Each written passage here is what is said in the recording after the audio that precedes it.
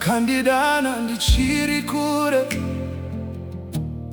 ndichingovimba nezvandinoona, asi izwi renyu rakandisimudza, ndikatevera nzira yenyu.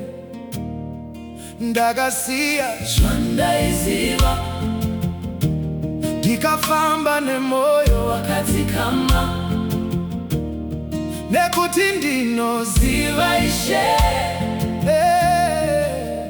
munotungamirira.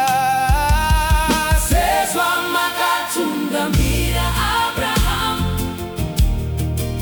tungamiraiwo moyo wangu. Kana nzira ikasaonekwa, ndinovimba nemi. Sezva makachengeta Abrahamu, chengetaiwo upenyu hwangu. Muri Mwari vanovimbika, handingatyi. Makaita kuti zviroto zvivepo, makashandura nguva yokuchema. Zvamakataura zvakasatika, nesimba renyu Ishe.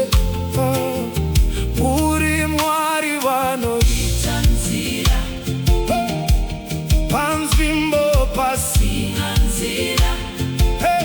Muri Mwari vanochengeta shoko renyu kusvika kumagumo.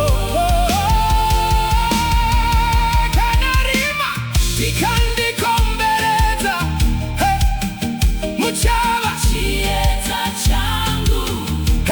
Kana simba rangu rapera, muchava simba rangu. Sezva makatungamira Abrahamu, tungamiraiwo moyo wangu. Nasi ndinofamba nemi, ndinovimba nemi.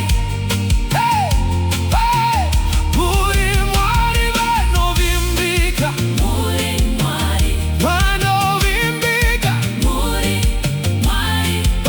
pasina kufanana. Sezva makaita kuna Abrahamu, itaiwo kwandiri.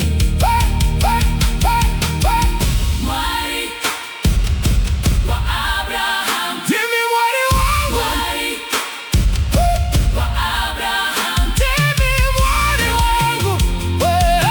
Wa Abrahamu, nekusinga